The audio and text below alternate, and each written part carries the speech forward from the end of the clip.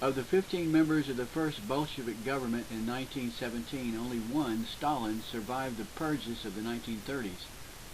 4 died natural deaths. 10 were either executed by Stalin's order or died in his prisons. Of the 139 members and candidates of the Central Committee of the Communist Party of Russia, only 24 survived the purges by 1939. A few years after the establishment of the people's democracies at the end of the war, these countries were also engulfed in purges of the leadership. Of the 6 people who filled the post of General Secretary of the party immediately after the establishment of the people's democracies, you see after World War II, the Soviet Union did not withdraw from Eastern Europe. And thus, eventually the so-called Iron Curtain was put up, a barbed wire fence strung across Europe to keep, not to keep people out of the Soviet Union, but to keep people in.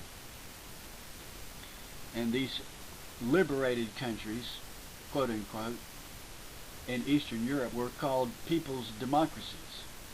A few years after the establishment of the people's democracies at the end of the war, these countries were also engulfed in purges of the leadership. Of the 6 people who filled the post of General Secretary of the party immediately after the establishment of the people's democracies, the following 4 were accused of being traitors and fascist agents. Tito, who was the General Secretary of the Yugoslav Communist Party; Kostov, General Secretary of the Bulgarian Party, who was executed;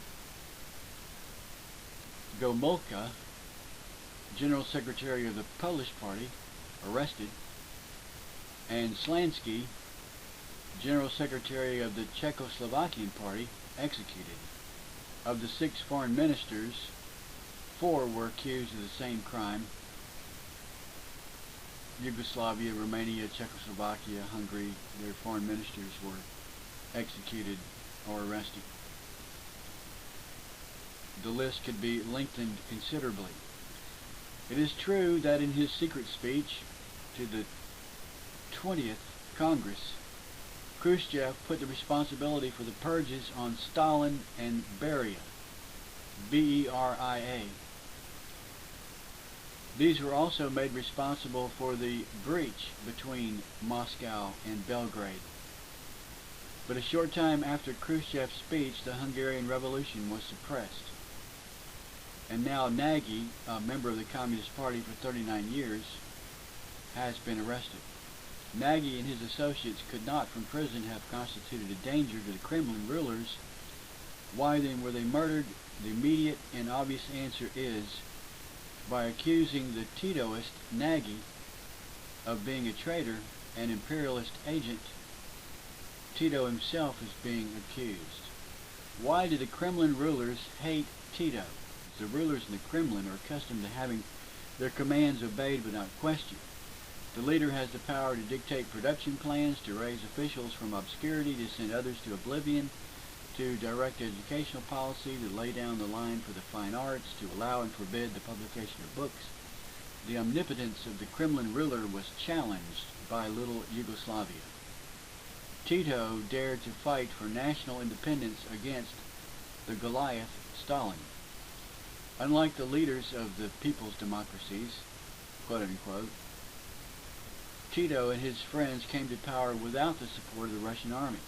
Mos Pajad, I can't say his name correctly, but Mos Pajad, he's a leader of the Yugoslav Communist Party, stated in regard to Yugoslav's difference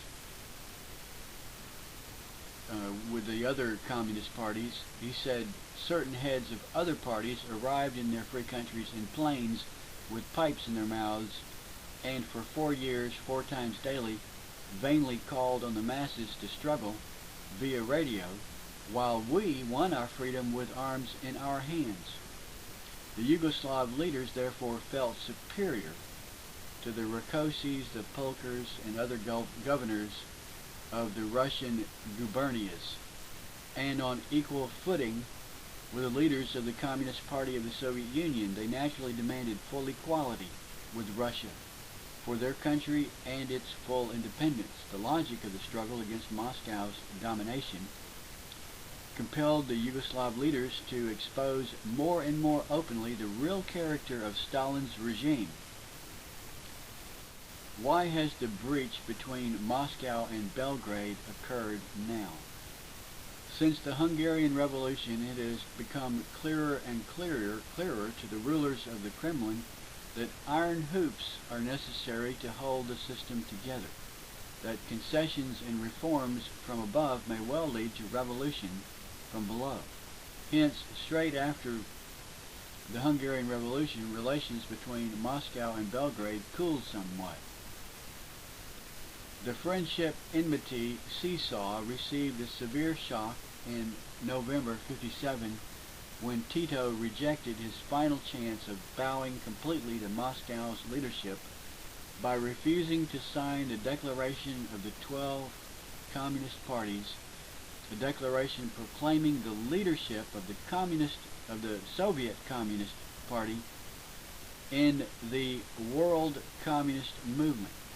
So here, among the communist, socialist, Marxists themselves, they admit the existence of a world communist movement, and Soviets, the Russians, were trying to remain in control of it, but Tito rejected Moscow's leadership by refusing to sign the declaration proclaiming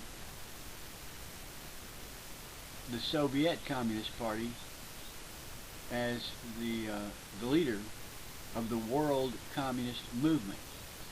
All my life I've been under the impression, probably because of U.S. government propaganda put out for the American consumers, that the threat was the USSR. The philosophy of Karl Marx spread spontaneously throughout the world in various places independently of any direction from Moscow. Moscow was the dominant player. Moscow attempted to ride the horse and take control of the reins of the communist worldwide movement. If Moscow collapsed, or Moscow renounced communism or pretended to, if Moscow suffered economic demise, perhaps a temporary economic demise, does it mean the end of the Cold War? Not really, because communism, socialism, Marxism, liberalism, hard left liberalism exists in many places, and the leaders in these various places have apparently always jockeyed for dominance, and perhaps their alliance is fragile and intermittent. Perhaps it lacks central direction, but we've got to admit that there are communists worldwide united in their opposition to capitalism. The figurehead of the enemy, which is Western capitalism, is the United States, which they suppose is controlled by rich Jews. Okay, so who else opposes rich Jews? The radical Islamists.